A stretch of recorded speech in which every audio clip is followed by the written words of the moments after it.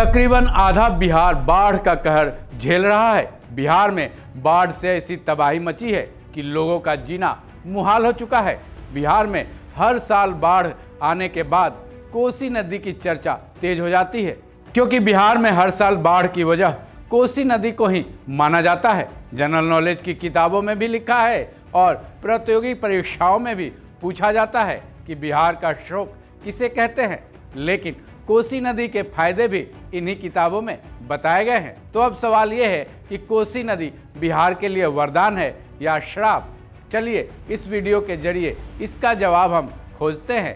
नमस्कार, मैं Sudhir Kumar Singh, one India Hindi में आपका स्वागत है।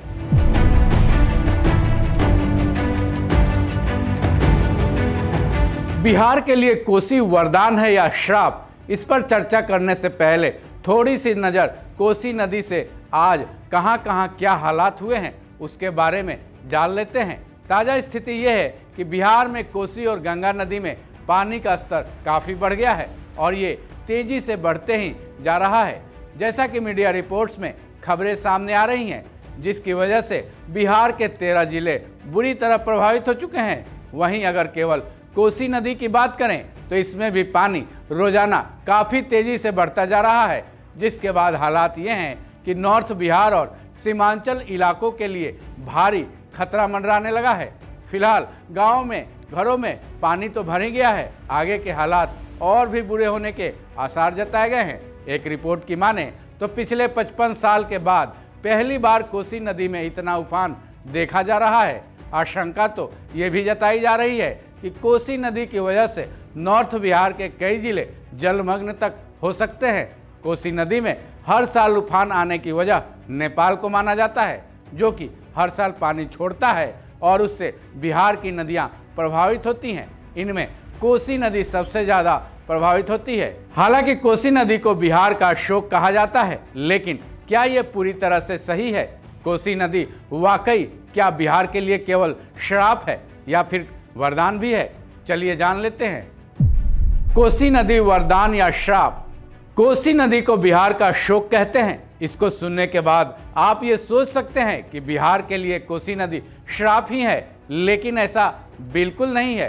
कोसी नदी अगर बिहार के लिए श्राप है तो ये वरदान भी है, क्योंकि कोसी नदी नॉर्थ बिहार के लिए जल का काफ़ी खास स्रोत रखता है। कोसी नदी बिहार के किसानों के लिए उनकी खेतीबाड़ी में मुख्य स्रोत है। इतना ही नहीं, कोसी नदी पर कई बांध और जल विद्युत परियोजनाएं हैं जो कि बिहार के विकास में बेहद अहम भूमिका निभाती आ रही हैं। लेकिन हर साल जब भी बिहार में बाढ़ आता है, ये श्राप बनकर उन्हीं लोगों के लिए काल बन जाती है जिनके लिए ये बेहद फायदेमंद साबित होती हैं।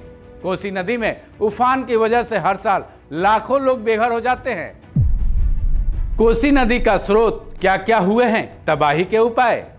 कोसी नदी का स्रोत तिब्बत है। कोसी नदी तिब्बत से निकलती है और चीन नेपाल होते हुए भारत में गंगा नदी में जा मिलती है। पिछले 250 सालों में ये तकरीबन 120 किलोमीटर तक फैल चुकी है। इतने रास्ते तय करने के दरमियान वो अपने साथ बालू, कंकड़, पत्थर भी लाती है, जिसकी वजह से बिहार का भला होता है। लेकिन अब सबसे बड़ा सवाल ये है कि हर साल कोसी नदी की वजह से परेशानी होती है, फिर इसका उपाय अब तक क्यों नहीं किया गया है?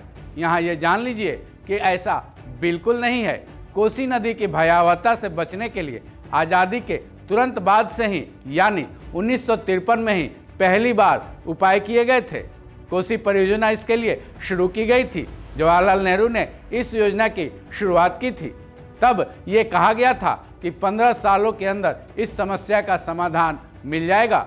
उस वक्त देश के पहले राष्ट्रपति राजेंद्र प्रसाद ने भी कहा था कि मेरी एक आंख कोसी पर रहेगी और दूसरी आंख इंडिया पर। उसके बाद 1965 में इस मामले में एक और प्रयास किया गया। तब तत्कालीन पीएम लाल बहादुर शास्त्री ने कोसी बैराज का उद्घाटन किया था। इसको बीरपुर में बनाया गया था, जिसके जरिए नेपाल से आने वाली सप्त कोसी के पानी को एक कर दिया गया था। साथ ही बिहार में डाइक यानी तटबंध बनाकर नदियों को मोड़ दिया गया था। लेकिन उसके बाद भी कोसी का कहर थमा नहीं, क्योंकि आज भी नेपाल में भारी बारिश की वजह से कोसी नदी में उफान आ ही जाता है और बीरपुर बैराज को खोलना ही पड़ता है। बीरपुर बैराज को खोलते ही बिहार में तबाही मच जाती है। हाई डैम ही असली हल। अब सवाल यह है कि क्या आखिर ऐसे ही चलता रहेगा? क्या कोई ठोस उपाय नहीं है जिससे कि कोसी के कहर से पूरी तरह से निजात मिल सके? बताया जा रहा है कि इसके लिए एक ठोस उपाय है कि नेपाल में हाई डैम बना दिया जाए। इसको लेकर मांग भी की जा रही है। बिहार और नेपाल सरकार के बीच इसके लिए कई बार बातचीत भी हो चुकी है, लेकिन नेपाल में हाई डैम आज तक नहीं बन पाया। इसकी वजह यह भी है कि नेपाल में हाई डैम बनाना कई खतरों को न्योता देना माना जाता है, क्योंकि जहां से कोसी निकलती है वहां हाई डैम बनाना बेहद रिस्की है, क्योंकि ये इलाका भूकंप के हाई रिस्क जोन में आता है। रिपोर्ट्स के मुताबिक अगर उस इलाके में हाई डैम बना दिया जाए तो उसके लिए 26 मील का एक बड़ा झील बनाना होगा।